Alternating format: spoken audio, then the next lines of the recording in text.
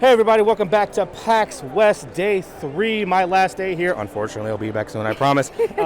Checking out here with Nomnivore Games. By the way, if you haven't seen me in other videos before, this is me, Brendan, aka AG Backtech, aka the Gorilla. I've left my cave. Mark, I know you're watching this.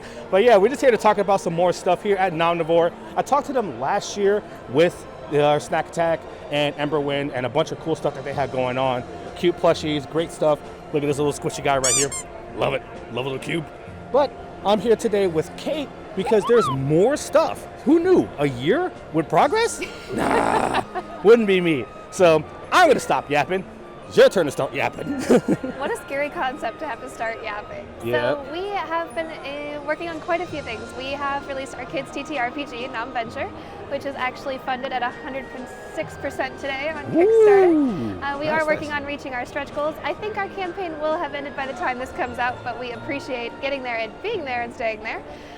Nomventure is, like I said, our Kids TTRPG that is mainly focused on our younger audience, and indoctrinating kids sounds like the wrong word, but indoctrinating them, I'm going to commit to it, and bringing them into the world of TTRPGs and giving them a place to learn and giving a way for parents to bring them in and let them learn how to do the TTRPG thing and then let them scale up into the big full-size Emberwind. Yeah, and definitely hopefully give them appreciate a foundation for how to play, while also teaching them some social skills and some emotional regulation and things like that.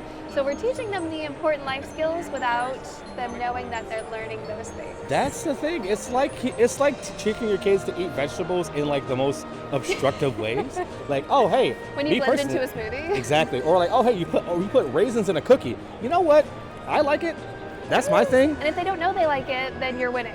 Exactly. It's just it's the mental mind games that you got going on with that. So it's honestly really cool to see that you guys are working on a innovative, and creative too. way. I'll take it. It is inventive as well to help get kids to learn social skills, especially with there are a lot of kids who are neurodivergent or are classified in these different sects. So I would have loved to have something like this, like at least when I was younger, because while I may not be in the tabletop RPGs, I know that my little brother, he might be getting into it, or even like my younger cousins, like my girlfriend, she was telling me that like the book that she got, one of her neighborhood kids, like they're kind of like not sure if she believes that they're on the spectrum, but also this will help them learn better social cues and social skills. So that's actually great to hear. It's something I wish I would have had too when I was a kid. Like the amount of emotional dysregulation I experienced. And ADHD is underdiagnosed in women already.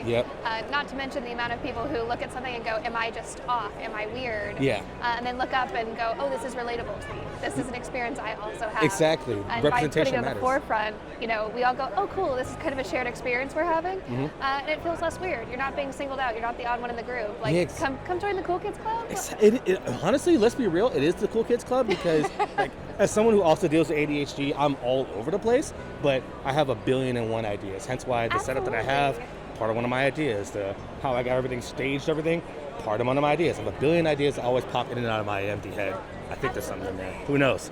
But yeah, that's definitely awesome to see. And then you also mentioned prior to us starting filming that there's some updates with Emberwind. Is that correct? It is. So we will have on Kickstarter next year our third Emberwind campaign, Soaring Seas. That is super hush hush, and I don't even know if I'm allowed to be saying that, but I'm committing today.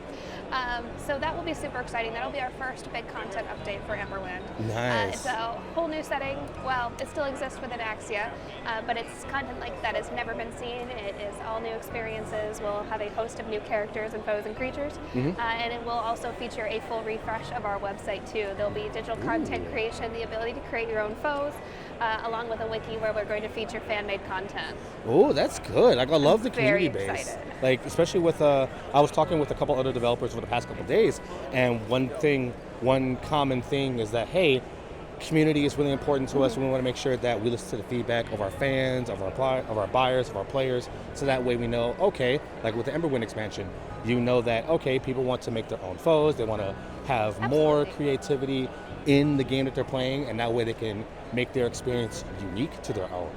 I definitely really appreciate from the cute, kid-friendly time frame, the pipeline, all the way into Emberwind, which is like a bit more serious, but still from what I remember talking to Bunny about last year, it's still, you can play it single player, but like it's guided in a way where it's still pretty easy to get in. 'Cause I know tabletop, it's like, it is an iceberg. Like God knows where that goes. It's never ending, and Imberwin is GM-less. So that way, if you're the forever GM, you're not required to have someone at your table guide you. It will walk you through the system. It essentially plays itself for you, so you can focus on the narrative storytelling and the parts that are really important to you. And if you want to scale up and make your encounters more complex, you can stack because it's a modular system. Yeah, no, I definitely appreciate that. Like, that's definitely a really cool way to expand upon it, and like I said, listen to the feedback and like just helping the game kind of grow and just hopefully expand. But yeah, no, that's actually really cool. Also, I noticed like you guys had some more like new little characters coming around. Like I noticed the slime cube. That was the first thing I saw when I came through. So that is actually one of we've started doing at various shows what we call our collab corner. So it features artwork and items that various partners have worked with us on. So artists that are featured in the Imberwin books or on Dungeons and Dinos, and other projects that they may have done where they might not necessarily have space to exhibit at PAX, Gen Con and things like that. So we're still able to feature them and be like, here's the things they do. Yeah, I noticed. Like I looked with like some of the dragon pins, for example, that my girlfriend just got, and like I saw like the card decks that are really cool. It's like, oh, okay, I see what they're trying to do. Those are Jin's. That's actually Derek's wife. Oh, really? So she does all of our art for Dungeons and Dinos. So all of those decks are her art that she sells at other conventions, and she does a beautiful job. Honestly, like they're amazing. Like I was looking at the cards, it's like, oh, there's one. She's really pleased when she sees it. Listen, like, hey, listen, your stuff's really good. I'm hard pressed to not buy the special shout out. I'm hard pressed to not buy the Guilty Gear card set because I am a Guilty Gear fan, and I'm like, you leave with one. Honestly, you know what? You drive a hard bargain. You drive a really hard bargain.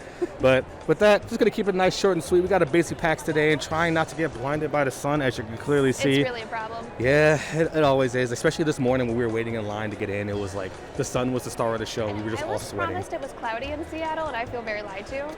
You and me both. But you know what? I'll take this than being hit with like frozen rain, which God knows when that's going to happen. But we know what's going to happen next. Firstly, where else can everybody else keep up with updates? I know you guys have a Twitter, Instagram, but what handles do we follow? We're on all the social medias. It's always at Nomnivore Games. Nice. Yep, definitely check out Nomnivore Games for sure. Honestly, definitely my cup of tea with not only the cute art style, but the importance of normalizing mental health and normalizing neurodivergency and normalizing the difference, like just being the uniqueness of how other people are.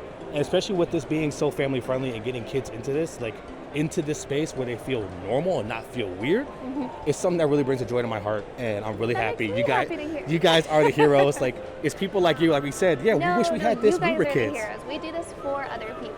Hey, we just want to make sure you guys get the spotlight you deserve. Thank you. But with that means a lot. Yeah, and honestly, it's hearts everywhere. It's great. It feels great. It's all a good time. But speaking of having a good time, that's going to be it for our little segment with Nomnivore Games. Thank you so much for tuning in. Again, this is Brendan with AG Back Tech signing off. I will catch you guys next time.